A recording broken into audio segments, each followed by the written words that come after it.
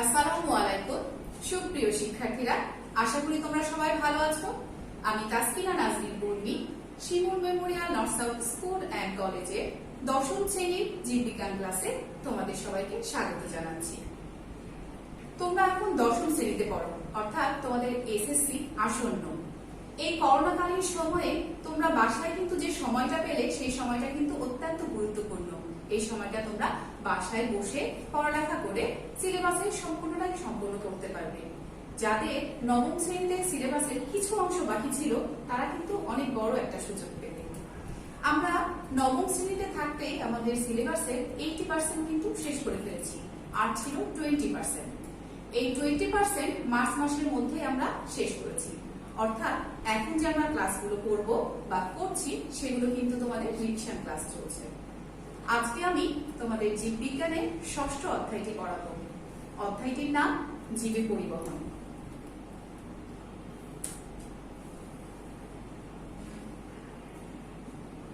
তোমরা সবাই কিন্তু বইটা খুলে বসো আর খাতার সাথে নিয়ে রাখবে হাতে। কেন? খাতা যদি তুমি সামনে রাখো আর ক্লাসটি করো তাহলে হবে কি, আমি কতগুলো গুরুত্বপূর্ণ তথ্য যেগুলো তোমাদের দিব সেগুলো তোমরা ছোট ছোট আকারে লিখে রাখতে পারবে। সেই কথাগুলো কিন্তু তোমাদের পরবর্তীতে অনেক কাজে লাগবে। আসো আমরা ক্লাসে চলে যাই। আমরা আজকের এই ক্লাস থেকে, অর্থাৎ এই জীবে পরিবহন অধ্যায় থেকে যা জানতে পারবো বা শিখতে পারবো, উদ্ভিদের পরিবহনের ধারণা ও প্রয়োজনীয়তা ব্যাখ্যা করতে পারবে, উদ্ভিদের পানি ও খনিজ লবণ শোষণ প্রক্রিয়া ব্যাখ্যা করতে পারবে, প্রশোধন প্রক্রিয়া ও তার প্রয়োজনীয়তা ব্যাখ্যা করতে পারবে। তোমরা সবাই খাতা হাতে নিয়েছো তো? আলোচ্য বিষয়টা কিন্তু লিখে নিতে পারো। উদ্ভিদ ও পানির সম্পর্ক, পানি ও খনিজ লবণ শোষণ, উদ্ভিদের পরিবহন এবং প্রশোধন। সবাই তোমরা লিখেছো? ওকে, আমরা এখন সামনে বলি। পানি। আমরা সবাই জানি পানির অপর নাম জীবন।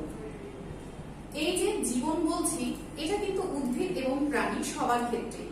জীব মানে কি? সকলেরই জীবন আছে, আর যাদেরই জীবন আছে তাদের জন্য পানি কিন্তু অপরিহার্য। তোমরা ছবিতে একটি গাছ দেখতে পাচ্ছ, গাছের পাতাগুলো নুয়ে গিয়েছে। কেন জানো নুয়ে গিয়েছে? কারণ এই গাছটিতে পানি দেওয়া হয়েছিল না। দেখো ঠিক পাশে আরেকটি গাছ আছে যেখানে পানি দেওয়া হচ্ছে। গাছটি কি সুন্দর সতেজ আর সবুজ দেখাচ্ছে। অর্থাৎ এই চিত্রের মাধ্যমে কিন্তু আমরা বুঝতে পারছি বা দেখতে পাচ্ছি পানি ছাড়া উদ্ভিদও কিন্তু বাঁচে না। উদ্ভিদের জীবনের জন্য, বেঁচে থাকার জন্য কিন্তু পানি অপরিহার্য। আমরা সবাই জানি জীব দেহের গঠন ও কাজের একক হচ্ছে কোষ। আর এই কোষকে আমরা যখন সংজ্ঞায়িত করি তখন তোমরা প্রোটোপ্লাজম সম্পর্কে নিশ্চয় জানো। আমি একটু রিভিউ করে তোমাদের আগের কিছু কথা মনে করিয়ে দিতে চাই। কোষকে যে আমরা দুইটা ভাগে ভাগ করি, কিছু বলি কি সাইটোপ্লাজম বলি, তাই না? তার ভিতর বলি প্রোটোপ্লাজম। সাইটোপ্লাজম হলো কোষের ভেতরে। প্রিয় শিক্ষার্থীরা, আমি তোমাদের মনে করিয়ে দিতে চাচ্ছিলাম সাইটোপ্লাজম আর প্রোটোপ্লাজমের মধ্যে পার্থক্যটা। তোমরা একটু মনে করো তো, সাইটোপ্লাজম কি আর প্রোটোপ্লাজম কি? কোষ ঝিল্লি বা কোষ প্রাচীরের ভিতরে অর্ধস্বচ্ছ এবং থকথকে যে জেলির মতো পদার্থ থাকে সেটাকে বলছি আমরা প্রোটোপ্লাজম। কিন্তু সাইটোপ্লাজমকে কি বলছি? কোষ প্রাচীর ব্যতীত বা কোষ ঝিল্লি ব্যতীত কোষের ভেতরে যা কিছু আছে সেটাকে বলছি সাইটোপ্লাজম। অর্থাৎ আমরা কিন্তু কোষ ঝিল্লি সহ বা কোষ প্রাচীর সহ পুরোটাকেই বলছি হচ্ছে প্রোটোপ্লাজম। এক্ষেত্রে কিন্তু আমরা কোষকেও বলতে পারি প্রোটোপ্লাজম। এখন প্রোটোপ্লাজমের কিন্তু 90 ভাগই থাকে হচ্ছে পানি। কয় ভাগ থাকে? 90 ভাগ। এখন এই যে কোষের ভিতরে 90 ভাগ পানি থাকে, সেই পানিটা আসলে কোথা থেকে পাই? যেহেতু আমরা উদ্ভিদ সম্পর্কে পড়ছি, উদ্ভিদের কথাতেই আমরা আসি। উদ্ভিদের প্রতিটি কোষ অর্থাৎ প্রতিটি প্রোটোপ্লাজমে যে 90 ভাগ পানি প্রয়োজন, সেটা উদ্ভিদ কোথা থেকে পায় বা কিভাবে পায়, আজকে আসলে পড়ার বিষয়টা আমাদের এইটাই।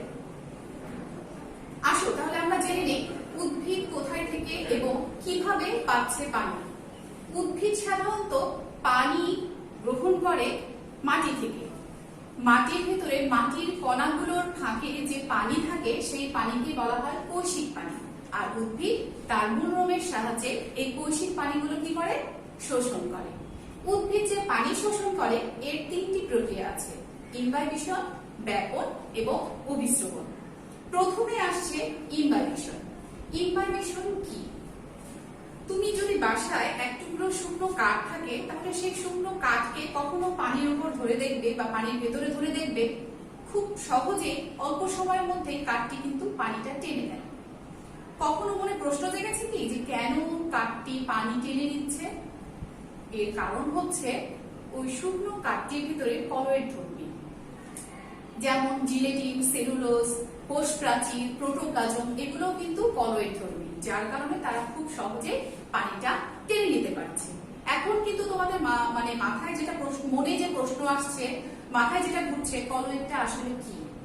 কলয়েড হলো এমন ধরনের, কলয়েড পদার্থটা কি সেটা আগে তোমাদের বলি। সেটা হচ্ছে কোন তরল পদার্থের মধ্যে অদ্রবণীয় কিছু বস্তু থাকে, যেগুলো দেখা যায় না এবং খুব সহজে তার সাথে মিশ্রিত থেকে যায়, আলাদা করা যায় না।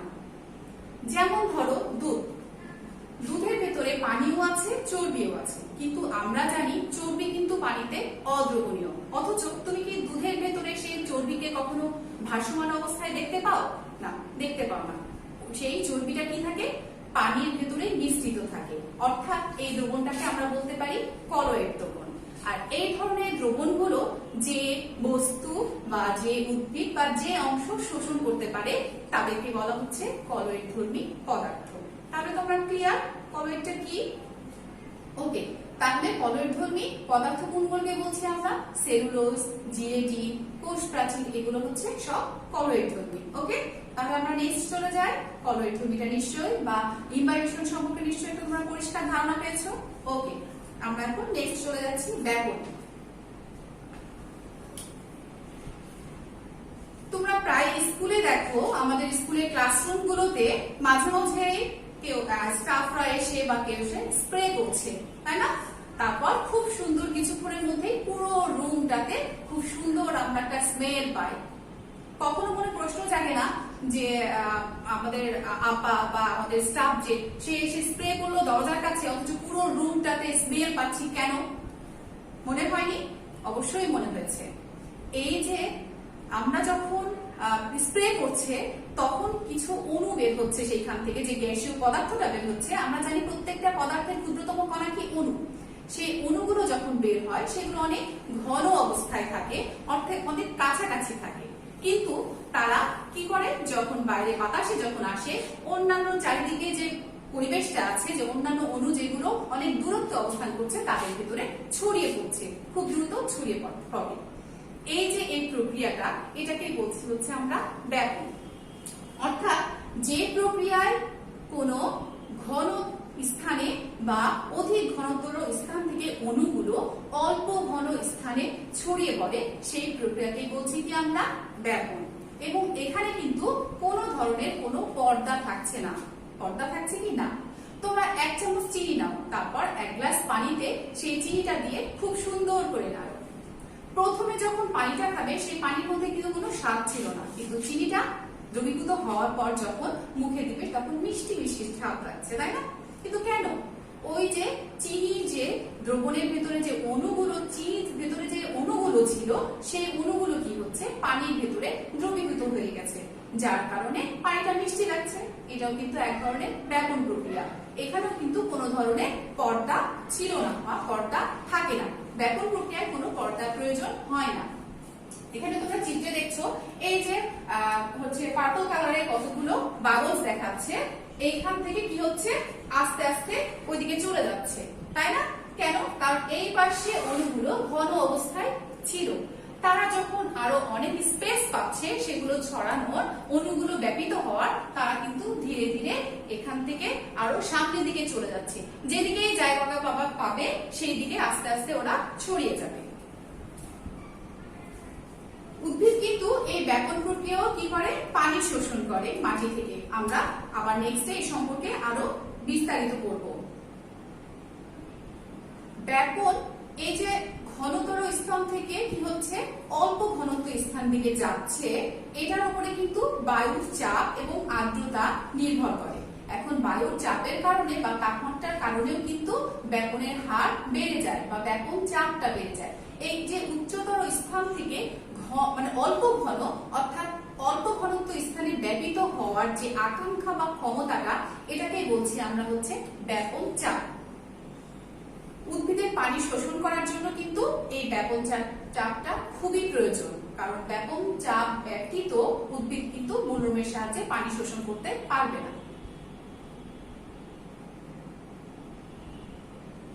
এরপরে চলে আসি আমরা অভিস্রবণ। বাসায় তোমাদের প্রত্যেকেরই কিসমিস আছে, কিসমিস খেতে অনেক মজা, তাই না? আজকে এই ভিডিওটা দেখার পরে এক্ষুনি তোমরা একটি সুন্দর পরীক্ষা করবে কি, আম্মুর কাছ থেকে এক মুঠ কিসমিস নিবে, তারপর একটা বাটিতে নিয়ে সেখানে পানি ঢেলে রাখবে। কিছুক্ষণ পর দেখবে কিন্তু কিসমিস গুলো ফুলে গিয়েছে, আর ফুলে গেলে একদম টস টস করছে। তখন তোমাদের মনে নিশ্চয়ই প্রশ্ন আসবে, কিসমিসের ভেতরে পানিটা ঢুকলো কিভাবে? তাই তো, জটিল প্রশ্ন। আসলে কিভাবে ঢুকলো? কারণ কিসমিসের বাইরে তো পর্দা আছে। আসলে এই যে পানি কিসমিসের ভেতরে ঢুকেছে, না কিসমিসের ভেতরে যে দ্রবণটা ছিল সেটা বাইরে এসেছে? আসলে কিসমিসের ভেতরে যে দ্রবণটা ছিল সেটা কিন্তু বাইরে আসেনি, পানিটাই ভেতরে ঢুকেছে, যার কারণে কিসমিসটাকে ফোলানো হচ্ছে। এই প্রক্রিয়াটাই হচ্ছে অভিস্রবণ। অর্থাৎ ব্যাপনে কিন্তু আমরা করেছিলাম উচ্চতর ঘনত্ব থেকে কি হচ্ছে, যেখানে ঘনত্ব কম সেই দিকে ব্যাপিত হচ্ছে। আর এই প্রক্রিয়ায় কি হচ্ছে, দ্রাবক কি করছে, অল্প ঘনত্ব স্থান থেকে বেশি ঘনত্ব স্থানের দিকে যাচ্ছে। কিন্তু এর মধ্যে আরেকটি ব্যাপার আছে, সেটা হচ্ছে একটি অর্ধভেদ্য পর্দা। একটি অর্ধভেদ্য পর্দা। এখন অর্ধভেদ্য পর্দাটা আসলে কি? যে পর্দার মধ্যে দিয়ে দ্রাবক প্রবাহিত হতে পারে সেটাকে বলে হচ্ছে অর্ধভেদ্য পর্দা। দ্রাবক কি? দ্রাবক কিন্তু হচ্ছে পানি, অর্থাৎ যার ভেতরে দ্রবীভূত হয় সেটা হচ্ছে দ্রাবক, আর যে নিজে দ্রবীভূত হয় সেটা হচ্ছে দ্রবক। এখন কিসমিসের ভেতরে যে পানিটা ঢুকলো, পানি হচ্ছে দ্রাবক, সে কি করলো, ওই অর্ধভেদ্য পর্দা ভেদ করে ভেতরে প্রবেশ করতে পেরেছে। এই কারণে কি বলছি আমরা, অর্ধভেদ্য পর্দা, যা কি করছে, দ্রাবক সহজেই ভেদ করে ভেতরে ঢুকতে পারছে। তাহলে অভিস্রবণ সম্পর্কে তোমরা নিশ্চয়ই ভালো বুঝতে পেরেছো। তোমরা যদি বুঝতে না পেরে থাকো তাহলে কিন্তু আবার তোমরা কমেন্টস করে জানাবে। অভিস্রবণ প্রক্রিয়া উদ্ভিদ পানি শোষণ করে। আমরা যে আজকে উদ্ভিদের পরিবহন করছি, এর মধ্যে উদ্ভিদের ভেতরে যে পানি পরিবহন হয়, পানি যে শোষণ হয়, সেটা কার মাধ্যমে হয়? ব্যাপন প্রক্রিয়ায় হয়, ইনভার্বেশন প্রক্রিয়া হয় এবং অভিস্রবণ প্রক্রিয়ায় হয়। আমরা সেই প্রক্রিয়াগুলো কিন্তু এখন করছি। তাহলে ব্যাপন আর অভিস্রবণের মধ্যে পার্থক্য নিশ্চয়ই আমরা খুব সহজেই করতে পারবো। ব্যাপন কি হচ্ছে, অধিকতর ঘন স্থান থেকে অণুগুলো অল্প ঘনত্ব স্থানে ব্যাপিত হচ্ছে কোনো অর্ধবৃত্ত পর্দা ব্যতীত। আর অভিস্রবণ কি হচ্ছে, দ্রাবক অর্থাৎ কোনো দ্রবণে অল্প ঘনত্ব স্থান থেকে অধিকতর ঘনত্ব স্থানের দিকে প্রবাহিত হচ্ছে এবং অর্ধবৃত্ত পর্দা ভেদ করে। তাহলে আমরা খুব সহজে এই পার্থক্যটা লিখতে পারবো। ওকে,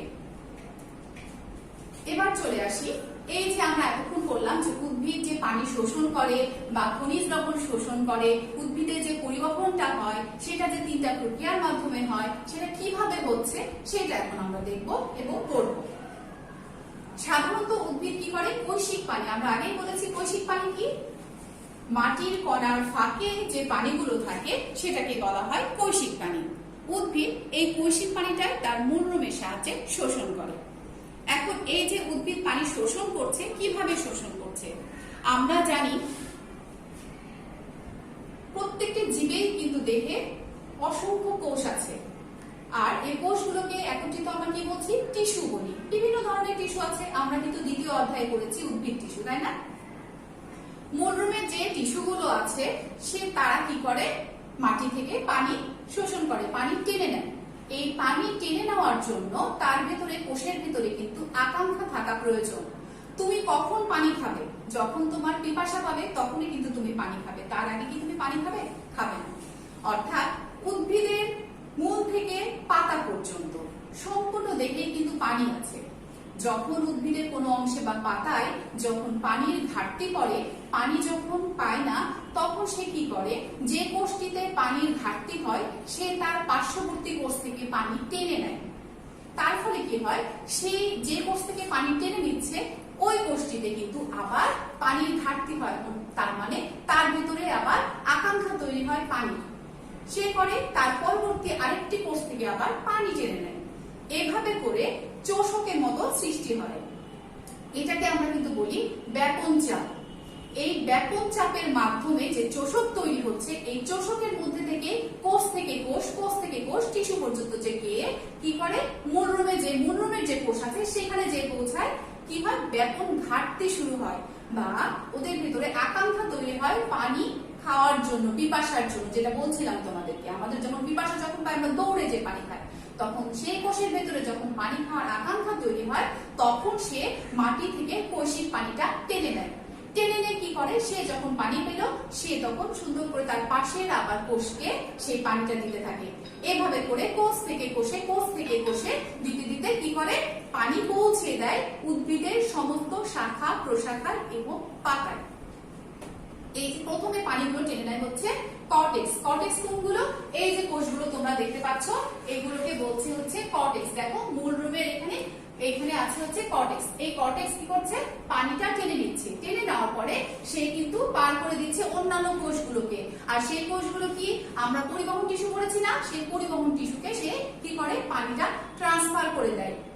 হাত আমরা কখনো করি না, অনেক সময় তোমরা ক্লাসরুমেও দেখবা যে তোমার কোনো বন্ধু তোমাকে কোনো খাবার দিল বা কোনো কিছু দিল, তুমি হ্যান্ড টু হ্যান্ড এরকম করে পার করে দাও, একজন আরেকজনকে দিল, আরেকজন আরেকজনকে, একদম শেষ বেঞ্চ পর্যন্ত পৌঁছে গেল। ঠিক এভাবেই হাতে হাত দিয়ে কোষগুলো কিন্তু একজন পানি নেয়, আবার আরেকজনকে দেয়, আরেকজনকে দেয়, এভাবে করে কোষগুলো পানি পৌঁছে দেয় সম্পূর্ণ উদ্ভিদে, অর্থাৎ প্রত্যেকটা পাতায় এভাবে করে কিন্তু পানি পৌঁছে দেয়। এই যে পরিবহন টিস্যুর মাধ্যমে পানিগুলো পৌঁছাচ্ছে পাতা পর্যন্ত, পাতার মেসোফিল টিস্যুতে যে পৌঁছাচ্ছে। আর মেসোফিল টিস্যুতে পৌঁছানোর পরে কি হয়, উদ্ভিদ তো সেই মেসোফিল টিস্যুর মাধ্যমে কি করে, সালোক সংশ্লেষণ প্রক্রিয়ায় খাদ্য তৈরি করে। পানি ছাড়া কি উদ্ভিদ খাদ্য তৈরি করতে পারবে? পারবে না। তাহলে উদ্ভিদের খাদ্য তৈরি করার জন্য পানি কিন্তু আবশ্যিক, পানি তার প্রয়োজন। পানি যতক্ষণ না পর্যন্ত পাতায় পৌঁছবে মেসোফিল টিস্যুতে, ততক্ষণ পর্যন্ত উদ্ভিদ খাদ্য তৈরি করতে পারবে না। এই যে উদ্ভিদ মাটি থেকে পানি সংগ্রহ করছে, পানি নিচ্ছে, উদ্ভিদের তো আমরা জানি যে খনিজ লবণের প্রয়োজন হয়, তাই না? তাহলে উদ্ভিদ এই খনিজ লবণটা কোথা থেকে নিচ্ছে, কিভাবে নিচ্ছে? এই মাটির মধ্যে কিন্তু খনিজ লবণগুলো মিশ্রিত থাকে। অর্থাৎ উদ্ভিদ কিন্তু এই আমরা এর আগে পঞ্চম অধ্যায়ে করেছি, উদ্ভিদ যে খনিজ লবণগুলো শোষণ করে সেগুলো কিন্তু মাটি থেকে শোষণ করে। আর শোষণও করে কিন্তু ঠিক একই ভাবে এই ব্যাপন প্রক্রিয়ায়, অভিস্রবণ প্রক্রিয়ায় কি করে, মূলের মাধ্যমে খনিজ লবণগুলো শোষণ করে নেয় মাটি থেকে। এখন এই খনিজ লবণ কিন্তু সরাসরি শোষণ করতে পারে না, ওরা কি করে, উদ্ভিদ আয়ন হিসাবে পানির মধ্যে দিয়ে এই খনিজ লবণগুলো শোষণ করে। উদ্ভিদ তার মূলের অগ্রভাগ দিয়ে যে লবণের আয়নগুলো দেহে শোষণ করে নেয়, এটা কিন্তু দুইটা প্রক্রিয়ায় হয়। একটা হচ্ছে সক্রিয় শোষণ আর একটা হচ্ছে নিষ্ক্রিয় শোষণ। সক্রিয় শোষণ আর নিষ্ক্রিয় শোষণ কেন বলছি, নিষ্ক্রিয় শোষণে আসলে কোনো ধরনের শোষণ করার জন্য কোনো রকমের শক্তির প্রয়োজন হয় না, অর্থাৎ কোনো বিপাকীয় শক্তির প্রয়োজন হয় না। শক্তি ছাড়াই তারা খুব সহজে পানি শোষণ করে নিতে পারে ইনভাইবিশন প্রক্রিয়াতে। কিন্তু সক্রিয় শোষণে পানি শোষণ করার জন্য বিপাকীয় শক্তির প্রয়োজন হয়। অর্থাৎ যখন তুমি কোনো শক্তি দিয়ে কোনো কাজ করবে বা কোনো একটা কাজ করতে তোমার শক্তির প্রয়োজন হবে, তখন কিন্তু তোমার যে দেখে যে শক্তিটা তৈরি হয়েছে সেই শক্তিটা কিন্তু সেই কাজ করতে যে খরচ হচ্ছে।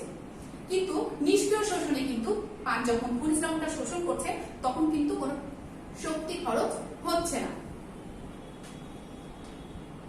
এই যে খনিজ লবণ আর পানি উদ্ভিদ শোষণ করছে বা শোষণ করলো, এটা কিন্তু শোষণ করার পরে উদ্ভিদ তার নির্দিষ্ট কোনো টিস্যুতে রেখে দেয় না, এটা তার সমগ্র দেহে ছড়িয়ে দেয় যখন যেখানে যতটুকু প্রয়োজন। এবং উদ্ভিদ কিন্তু প্রয়োজনের অতিরিক্ত পানি শোষণ করে। এর পরবর্তীতে আমরা এই বিষয়টাতে আসবো যে উদ্ভিদ তার অতিরিক্ত পানিটা কি করছে শোষণ করার পরে।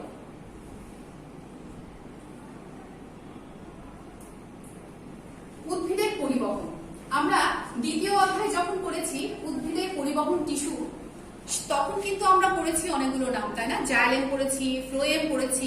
তোমাদেরকে খুব সুন্দর একটা সহজ বুদ্ধি শিখিয়ে দিই। এই জাইলেম আর ফ্লোয়েমের কাজটা আসলে কি, খুব সহজেই যেন তোমরা মনে রাখতে পারো। জাইলেম, জাইলেম বানানের প্রথম অক্ষরটা কি? বর্গীয় জ।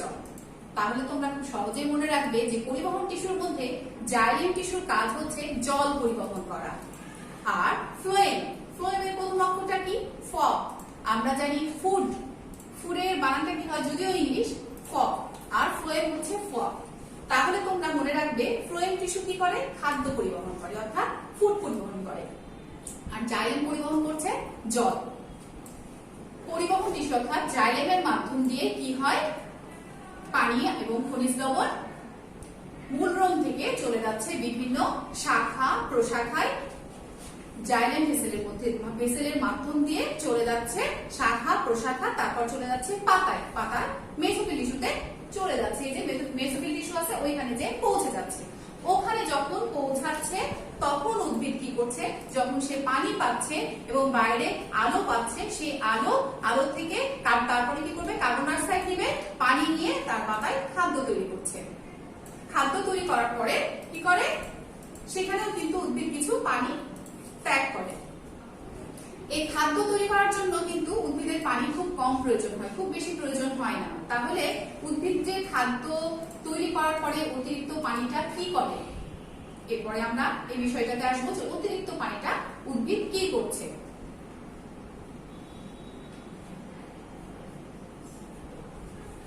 আচ্ছা, আমরা এতক্ষণ বলছিলাম যে উদ্ভিদ কিন্তু কখনো পানি শোষণ করা থেকে থেমে থাকে না, অর্থাৎ উদ্ভিদ কিন্তু তার প্রয়োজন অনুসারে এবং প্রয়োজনের বাইরেও সবসময় পানি কিন্তু নিতেই থাকছে। কিন্তু পানি যদি তুমি সবসময় পানি খেতেই থাকো সবসময় কি তুমি পানি খেতে পারবে? পানি খাওয়ার পরে এক পর্যায়ে কি হবে? তোমার পেটটা অনেক ফুলে যাবে, তারপর পানি সেটা আবার ত্যাগ করার প্রয়োজন হবে। উদ্ভিদ কি করে? প্রতিনিয়তই যখন যেমন পানি শোষণ করে তেমন কিন্তু পানিটা ত্যাগও করে। কিন্তু সেই পানিটা ত্যাগ করছে কি উপায়ে বা কিভাবে? উদ্ভিদ যে পানি শোষণ করছে তরল উপায়ে, কিন্তু সেটা বাইরে বের করে দিচ্ছে বাষ্প আকারে। কিভাবে বের করছে? উদ্ভিদ পানি বের করে দিচ্ছে তার পাতার মাধ্যমে। পাতাতে উদ্ভিদের এক ধরনের ছিদ্র থাকে, সেটাকে বলা হয় স্টোমাটা। কি বলা হয়? স্টোমাটা বলা হয়। স্টোমাটা হচ্ছে পত্ররন্ধ্র। পাতার গায়ে, পাতার পেছনে কতগুলো ছিদ্র থাকে, সেই ছিদ্র দিয়ে উদ্ভিদ কিন্তু পানি বাষ্প আকারে বের করে দেয়। এটাকে আমরা বলি হচ্ছে বাষ্পমোচন বা প্রস্বেদন। অর্থাৎ উদ্ভিদ যে প্রক্রিয়ায় তার দেহ হতে অতিরিক্ত পানি বাষ্প আকারে বের করে দেয় সেটাকেই বলছি আমরা প্রস্বেদন বা বাষ্পমোচন। উদ্ভিদ যে এই প্রস্বেদন করছে সেটি তিনটি উপায়ে করে। কি কি উপায়ে করে? একটা হচ্ছে পত্ররন্ধ্রীয় প্রস্বেদন, কিউটিকুলার প্রস্বেদন, আর একটা হচ্ছে লেন্টিকুলার প্রস্বেদন।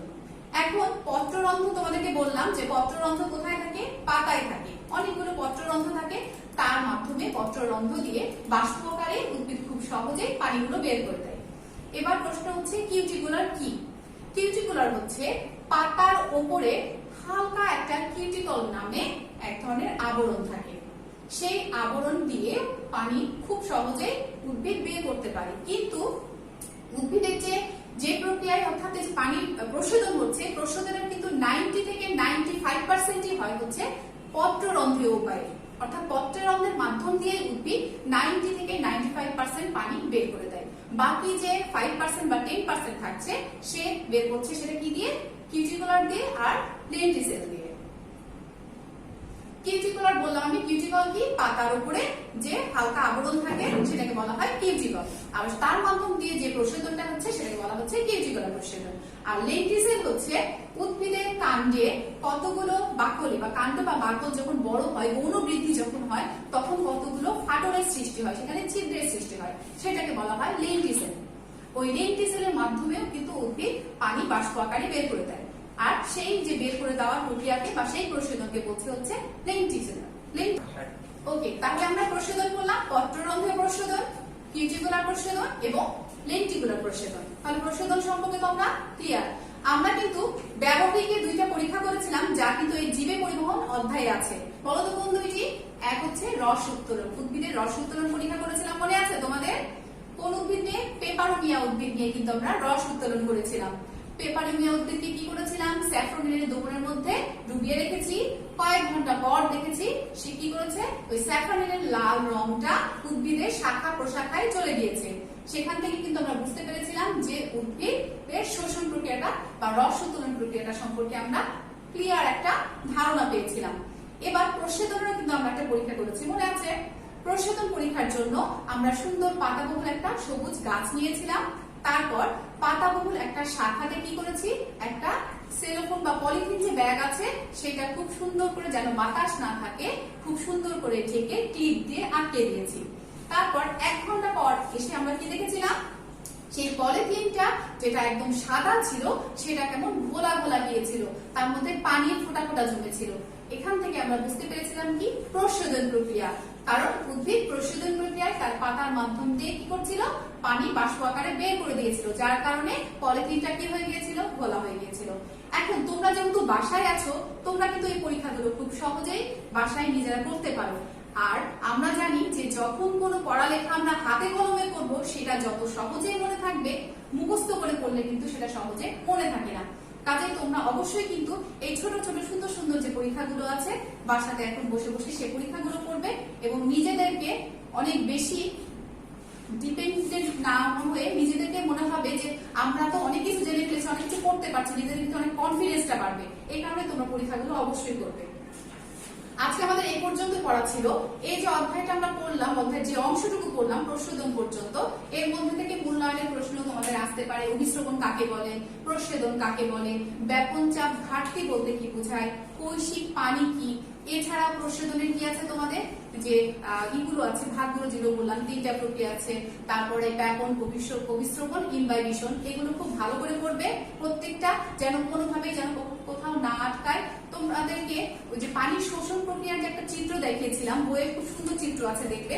তোমাদের উদ্দীপকে কিন্তু এরকম চিত্রটা থাকতে পারে। চিত্রটা দেখিয়ে হয়তো বা গতে হয়তো বললো যে উদ্দীপকে দেয়া বা উল্লেখিত চিত্রটির মাধ্যমে তোমরা কি জানতে পারছো বা কি বুঝতে পারছো ব্যাখ্যা করো। হ্যাঁ, এইরকম করে তোমার একটা প্রয়োগগুলো কি হতে পারে, প্রশ্ন হতে পারে।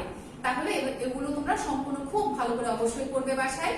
আর আমি জানি যে 2 মাস থেকে যেহেতু বাসায় আছো, সেহেতু মাথার মধ্যে অনেক চিন্তা আসছে, কিভাবে পড়াগুলো হবে, পড়তে ভালো লাগছে না, আলসেমি লাগছে, অনেক রকমের সমস্যা হচ্ছে। তো চিন্তা মানুষকে কিন্তু ভালো, অর্থাৎ মানে সমাধান দেয়। কোনো কিছু আমরা সমাধান করার জন্য আমরা চিন্তা করি, অর্থাৎ তুমি যদি কোনো কিছু সমাধান করতে চাও তোমাকে চিন্তা করতে হবে।